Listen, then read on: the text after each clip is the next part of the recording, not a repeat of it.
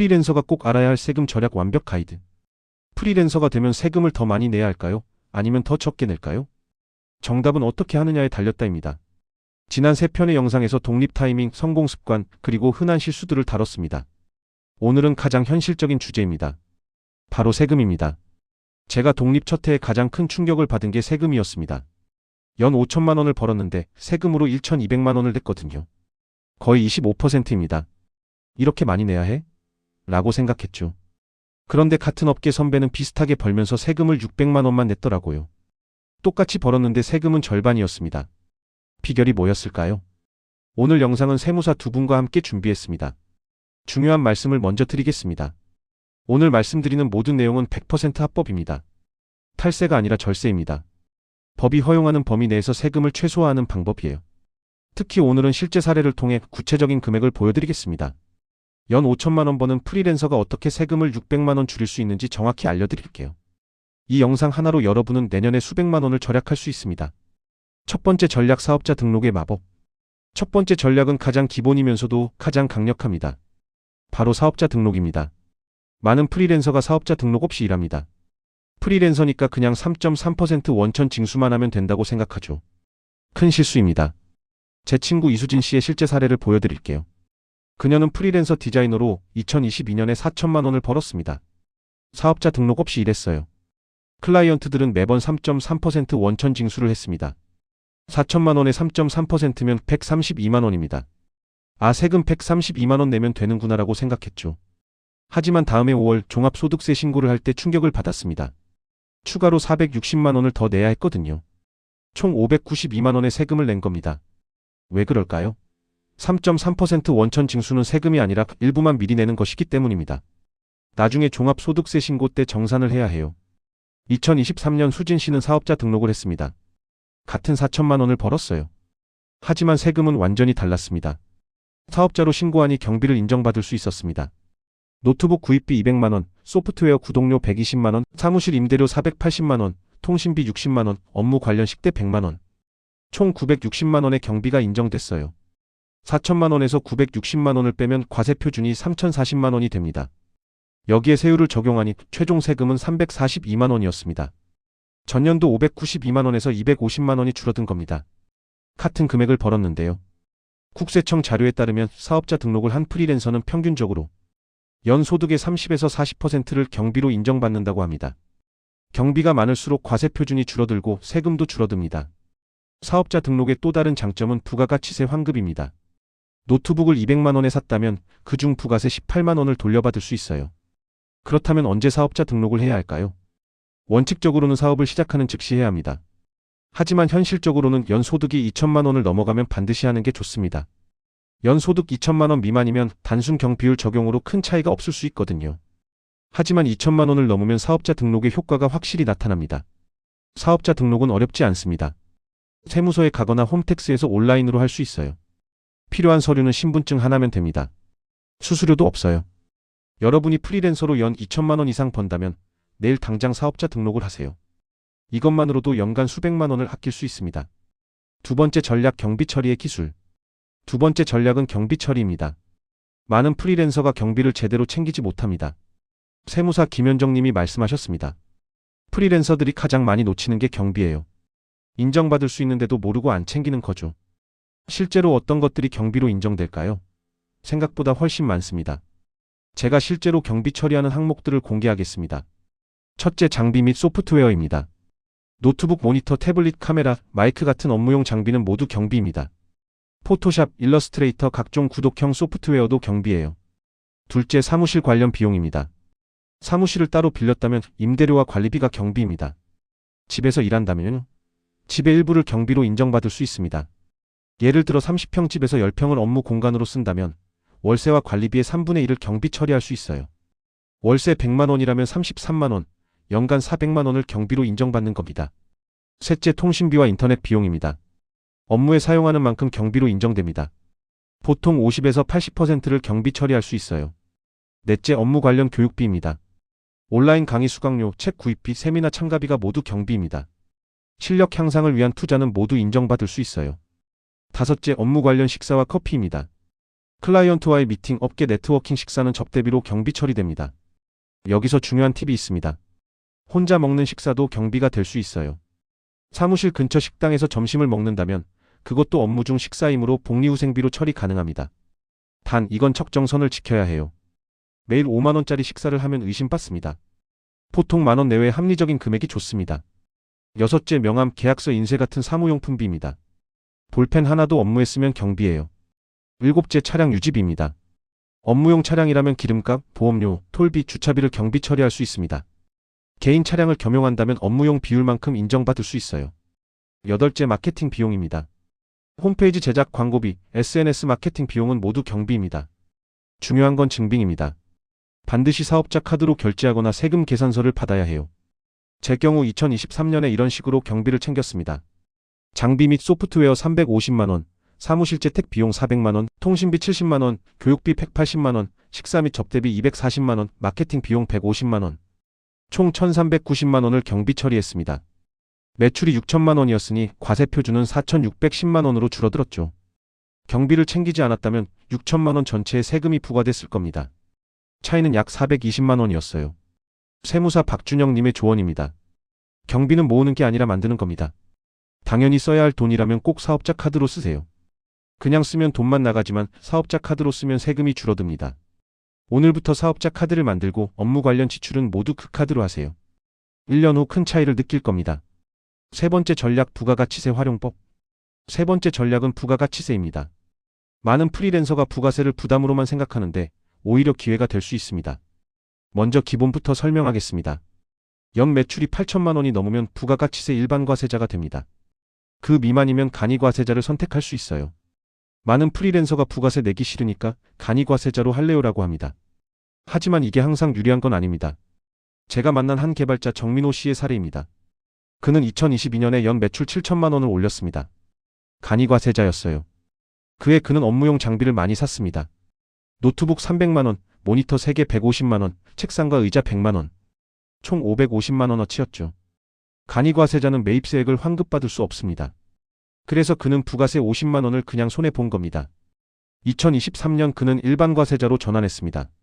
매출은 비슷하게 7,200만 원이었어요. 그에도 장비를 샀습니다. 총 400만 원어치였고 부가세는 36만 원이었죠. 그런데 일반과세자는 이 36만 원을 환급받을 수 있습니다. 또한 그의 매출 7,200만 원에서 부가세 720만 원을 받았습니다. 그리고 매입세액 36만 원을 공제받아 실제로 낸 부가세는 684만 원이었어요. 부가세 700만 원 가까이 내면 손해 아니에요? 라고 생각하실 수 있습니다. 하지만 부가세는 고객에게 받는 돈입니다. 정민호 씨는 클라이언트에게 프로젝트 비용은 1,000만 원이고 부가세 포함하면 1,100만 원입니다. 라고 청구해요. 부가세는 본인 돈이 아니라 고객 돈입니다. 오히려 장점이 있습니다. 일반과세자는 매입세액 공제를 받으니까 실제 부담이 줄어듭니다. 간이과세자는 장비를 살 때마다 부가세를 고스란히 부담하지만 일반과세자는 돌려받을 수 있어요. 국세청 자료에 따르면 연 매출 5천만 원 이상이고 매입장비 구입 등이 많다면 일반과세자가 유리한 경우가 많다고 합니다. 부가세 전략의 핵심은 타이밍입니다. 큰 장비를 살 계획이 있다면 일반과세자로 전환하고 사는 게 유리합니다. 예를 들어 500만 원짜리 장비를 살 거라면 부가세 45만 원을 돌려받을 수 있어요. 간이과세자였다면 그냥 날리는 돈이죠. 또 하나의 팁은 연말 매입입니다. 12월에 필요한 장비를 미리 사두면 그해 부가세 신고에 반영돼 환급을 받을 수 있습니다. 다만 주의할 점도 있습니다. 일반과세자는 회계가 복잡해집니다. 매출과 매입을 꼼꼼히 기록해야 하고 세금 계산서를 발행해야 해요. 세무사 김현정님의 조언입니다. 연 매출 5천만 원 이상이고 연간 장비 구입비가 500만 원 이상이라면 일반과세자가 유리할 가능성이 높습니다. 세무사와 상담해서 본인에게 맞는 선택을 하세요. 네 번째 전략, 퇴직연금과 개인연금 공제. 네 번째 전략은 노후 준비를 하면서 세금도 아끼는 방법입니다. 바로 연금입니다. 프리랜서는 퇴직금이 없습니다. 스스로 노후를 준비해야 하죠. 어차피 준비해야 한다면 세금 혜택을 받으면서 하는 게 현명합니다. 제가 실제로 활용한 방법을 공개하겠습니다. 첫째, 개인형 퇴직연금 IRP와 연금저축입니다. IRP와 연금저축을 합산하여 연간 최대 900만 원까지 세액 공제를 받습니다. IRP만 단독으로 가입한 경우에도 900만 원까지 공제받을 수 있어요. 둘째, 연금저축입니다. 연금저축은 연간 최대 600만 원까지 세액 공제를 받습니다. 연금저축만 가입했다면 600만 원이 한도예요. 세액공제율은 소득에 따라 다릅니다. 총급여 5,500만 원 이하이면 16.5%, 총급여 5,500만 원 초과하면 13.2%를 공제받을 수 있습니다. 가장 효율적인 납입 방법은 연금저축 600만 원 IRP 300만 원 조합입니다. 연금저축이 중도 인출이 상대적으로 자유롭고 수수료가 저렴하기 때문이에요. 제 경우를 예로 들어볼게요. 저는 총급여가 5,500만 원 이하라 16.5% 세액공제율이 적용됩니다. 연금저축 매달 50만 원을 넣으면 12개월 연간 600만 원, IRP 계좌에 매달 25만 원을 넣으면 12개월 연간 300만 원이 됩니다. 합계 900만 원입니다. 여유 있는 범위 내에서 하세요. 900만 원을 16.5%의 세액공제를 받으면 148만 5천 원을 세금으로 돌려받습니다. 만약 총급여가 5,500만 원을 초과한다면 13.2% 세액공제율이 적용되어 900만 원은 118만 8천 원을 환급받아요. 그렇게 많은 돈을 어떻게 매달 넣어요? 라고 생각하실 수 있습니다. 하지만 계산해보면 그렇게 부담스럽지 않습니다. 매달 75만 원을 넣는데 연말에 148만 5천 원을 돌려받으니까 실제 부담은 751만 5천 원입니다. 월 63만 원 정도죠. 게다가 이 돈은 사라지는 게 아닙니다. 노후를 위한 저축이에요. 나중에 받을 수 있습니다. 세금 혜택을 받으면서 노후도 준비하는 일석이조입니다. 한국금융투자협회 자료에 따르면 프리랜서 중 IRP와 연금저축을 활용하는 비율은 20%도 안 된다고 합니다. 대부분 모르거나 복잡해서 안 한다는 거죠. 하지만 실제로는 어렵지 않습니다. 은행이나 증권사 앱에서 계좌를 개설하고 자동이체만 걸어두면 끝이에요. 한번 설정해두면 매달 자동으로 넣어지고 세금은 자동으로 줄어듭니다. 주의할 점도 있습니다. 연금은 만 55세 이후에 받을 수 있어요. 중도 인출하면 세금을 다시 내야 하고 페널티도 있습니다. 그래서 생활비가 빠듯하다면 무리하게 많이 넣을 필요는 없어요. 여유 있는 범위 내에서 하세요. 세무사 박준영님은 이렇게 말합니다. 프리랜서는 노후가 불안합니다. 연금은 어차피 해야 할 일이에요. 그렇다면 세금 혜택 받으면서 하세요. 안 할 이유가 없습니다. 저는 IRP와 연금저축 덕분에 연간 148만 원 이상을 절세하고 있습니다. 여러분도 내일 당장 계좌를 개설하세요. 5번째 전략 법인 전환 타이밍. 5번째 전략은 고소득 프리랜서를 위한 것입니다. 바로 법인 전환입니다. 많은 프리랜서가 법인은 큰 회사나 하는 거 아니야? 라고 생각합니다. 하지만 전혀 그렇지 않습니다. 세금 관점에서 법인이 유리한 시점이 분명히 있습니다. 제가 만난 한 컨설턴트 한지민 씨의 이야기입니다. 그녀는 2021년에 개인 사업자로 1억 원을 벌었습니다. 세금은 얼마였을까요? 종합소득세율은 누진세입니다. 소득이 높을수록 세율이 높아지는 거죠. 1억 원이면 높은 세율 구간에 걸립니다. 그녀는 세금으로 약 2,800만 원을 냈어요. 2022년 그녀는 법인으로 전환했습니다. 그의 매출은 비슷하게 1억 원이었어요. 법인 세율은 어떨까요? 2022년 기준 2억 원까지는 10%입니다. 2025년 기준으로는 9%로 하향되었습니다. 단순 계산으로 1억 원이면 법인세는 1,000만 원 정도예요. 와, 1,800만 원이나 절약했네요. 라고 생각하실 겁니다. 하지만 현실은 조금 다릅니다. 법인의 돈을 개인이 쓰려면 급여나 배당으로 받아야 하는데 여기에 또 개인 소득세가 붙거든요. 그래도 잘 설계하면 절세 효과가 큽니다. 지민 씨는 이렇게 했습니다. 법인 매출 1억 원에서 본인에게 급여 5천만 원을 줬습니다. 나머지 5천만 원은 법인에 남겨뒀어요. 급여 5천만 원에 대한 개인 소득세는 약 800만 원이었습니다. 법인에 남은 5천만 원에 대한 법인세는 500만 원이었죠. 합치면 1,300만 원입니다. 개인 사업자였을 때 2,800만 원에 비해 1,500만 원을 절약한 겁니다. 법인의 또 다른 장점은 소득 분산입니다. 가족을 직원으로 등록하면 소득을 나눠서 세율을 낮출 수 있어요. 예를 들어 배우자에게 월 200만 원씩 급여를 주면 그 금액은 법인 경비가 되고 법인세가 줄어듭니다. 배우자는 그 급여에 대해 낮은 세율의 소득세만 내면 돼요. 삼정 KPMG의 2023년 보고서에 따르면 연소득 8천만 원 이상인 프리랜서는 법인 전환을 검토할 만하다고 합니다. 특히 1억 원이 넘으면 법인이 확실히 유리하다고 해요. 하지만 법인에도 단점이 있습니다. 회계가 복잡해지고 세무신고 비용이 듭니다. 법인 설립 비용도 60만 원 정도 들어요. 매년 세무사 비용으로 200에서 300만 원이 추가됩니다. 그래서 소득이 일정 수준 이상이어야 법인이 의미가 있습니다. 세무사 김현정님의 조언입니다. 연소득 8천만 원부터 법인 전환을 고려하세요.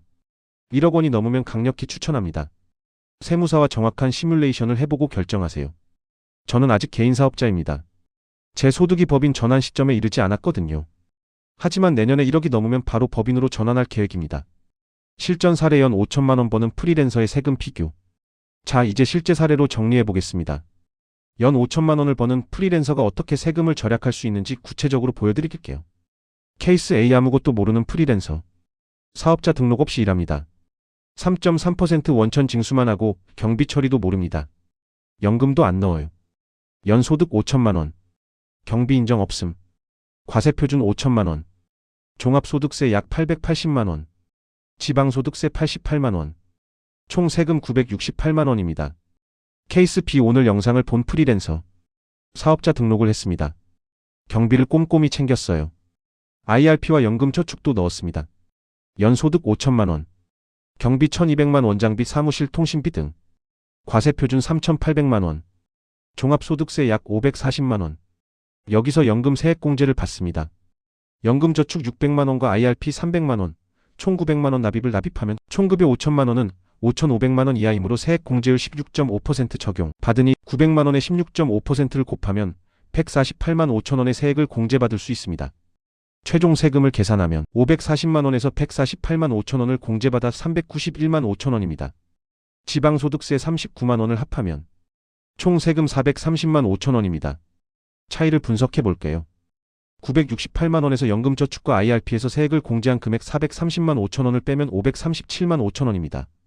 같은 5천만 원을 벌었는데 한 명은 968만 원을 내고 한 명은 430만 5천 원을 냅니다. 537만 5천 원 차이입니다. 537만 5천 원이면 어마어마한 돈입니다. 한 달 생활비가 넉넉히 나오는 금액이에요. 이게 바로 아는 것과 모르는 것의 차이입니다. 절대 하면 안 되는 세금 실수 3가지. 마지막으로 절대 하면 안 되는 세금 실수 3가지를 말씀드리겠습니다. 첫 번째 실수, 개인 지출을 경비로 처리하기. 어차피 세무서에서 확인 안 하겠지라고 생각하고 개인 식사나 쇼핑을 경비로 넣는 분들이 있습니다. 절대 안 됩니다. 국세청은 생각보다 똑똑합니다. 카드 사용 내역을 분석해서 의심스러운 지출을 찾아냅니다. 한 프리랜서가 명품 가방을 업무용품비로 처리했다가 세무조사를 받고 가산세까지 물었다는 사례가 있습니다. 절세가 아니라 탈세입니다. 경비는 반드시 업무와 직접 관련된 것만 처리하세요. 애매하면 세무사에게 물어보세요. 두 번째 실수, 세금 신고를 미루거나 안 하기. 올해는 소득이 적으니까 신고 안 해도 되겠지라고 생각하는 분들이 있습니다. 큰 실수입니다. 소득이 있으면 무조건 신고해야 합니다. 신고를 안 하면 무신고 가산세가 20%나 붙어요. 게다가 나중에 대출을 받거나 비자를 신청할 때 소득 증명이 필요한데 신고를 안 했으면 증명할 수가 없습니다. 매년 5월 종합소득세 신고는 필수입니다. 놓치지 마세요. 세 번째 실수, 세무사 비용 아끼기. 혼자 해도 되는데 굳이 세무사에게 돈을 줘야 해? 라고 생각하는 분들이 많습니다. 하지만 세무사 비용은 투자입니다. 제가 세무사에게 연간 80만 원을 주는데 덕분에 500만 원 이상을 절세합니다. 6배 이상의 수익을 내는 거죠. 특히 소득이 5천만 원을 넘으면 세무사를 쓰는 게 훨씬 유리합니다. 본인이 모르는 절세 방법을 알려주고 실수를 방지해 주거든요. 세무사 비용도 경비로 처리되니까 부담도 줄어듭니다. 오늘 영상 어떠셨나요? 프리랜서 세금 절약 전략을 정리하면 이렇습니다. 첫째, 사업자 등록으로 경비를 인정받으세요. 둘째, 업무 관련 지출은 빠짐없이 경비 처리하세요. 셋째, 부가가치세를 전략적으로 활용하세요. 넷째, IRP와 연금저축으로 노후도 준비하고 세금도 아끼세요. 다섯째, 소득이 높으면 법인 전환을 고려하세요. 이 5가지만 실천해도 연간 수백만 원을 절약할 수 있습니다. 실제로 검증된 방법들이에요. 중요한 건 지금 당장 시작하는 겁니다. 내일 사업자 등록을 하세요. 오늘부터 영수증을 챙기세요. 이번 주에 연금저축과 IRP 계좌를 개설하세요. 작은 실천이 1년 후 큰 차이를 만듭니다. 오늘 영상이 도움이 되셨다면 구독과 좋아요 꼭 부탁드립니다. 여러분의 클릭 하나가 더 많은 프리랜서들이 세금을 제대로 아끼는 데 도움이 됩니다. 알림 설정도 켜주세요. 다음 영상에서는 프리랜서 현금 흐름 관리를 다룰 예정입니다. 통장 쪼개기로 돈 걱정 없는 프리랜서 되는 법이라는 주제로 찾아뵙겠습니다. 수입이 불규칙한 프리랜서가 어떻게 안정적으로 돈을 관리할 수 있는지 알려드릴게요. 마지막으로 한 가지만 더 말씀드릴게요. 세금은 복잡하고 어렵습니다. 하지만 피할 수 없는 일이에요. 어차피 내야 할 세금이라면 똑똑하게 내는 게 맞습니다. 오늘 배운 내용을 실천하면 수백만 원을 절약할 수 있습니다. 그 돈으로 장비를 사거나 여행을 가거나 저축을 하세요. 세금 때문에 손해보지 마세요. 알고 나면 어렵지 않습니다. 저는 여러분이 더 많이 벌고 더 적게 세금 내고 더 여유롭게 사는 프리랜서가 되기를 진심으로 바랍니다. 다음 영상에서 다시 찾아뵙겠습니다. 그때까지 건강하시고 오늘도 좋은 하루 보내세요.